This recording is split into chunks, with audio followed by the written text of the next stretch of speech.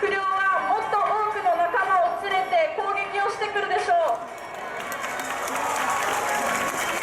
そして暴力の連鎖が生まれ、不必要に周りを巻き込み、関係のない人まで命を落とすことになります。この例えを用いるのであれば、正解はこうではないでしょうか。なぜ彼らが不良にならなければならなかったのか、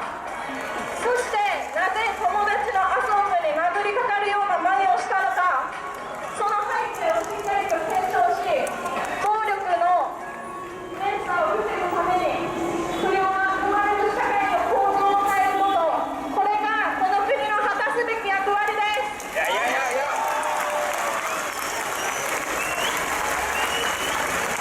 この法案を支持する人たち、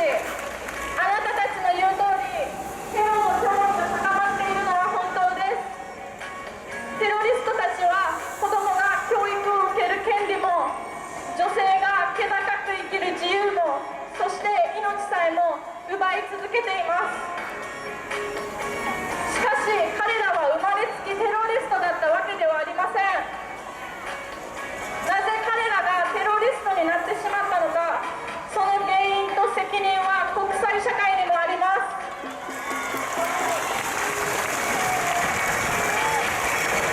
9.11で3000人の命が奪われたからといって、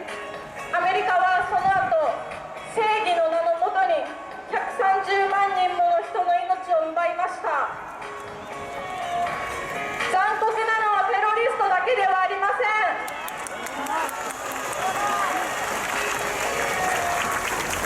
わけのわからない例えで国民を騙し、本質をごまかそうとしても、私たちは騙されないし、自分の頭でちゃんと考えて行動します。日本も守ってもらってばっかりではいけないんだと、戦う勇気を持たなければならないのだと安倍さんは言っていました。だけど私は海外で人を殺すことを肯定する勇気なんてありません。かけがえのない自衛隊員の命を国防にすらならないことのために消費できるほど、私は心臓が強くありません。私は戦争で奪った命を元に戻すことができない。空爆で破壊された街を立て直す力もない。日本の企業が作った武器で子供たちが傷ついても、その子たちの未来に私は責任を負えない。大切な家族を奪われた悲しみを私はこれっぽっちも癒せない。自分が責任の取れないことを、あの首相のように私が責任を持ってとか、絶対にとか、必ずやとか、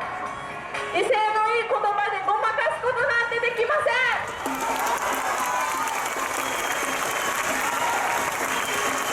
安倍首相、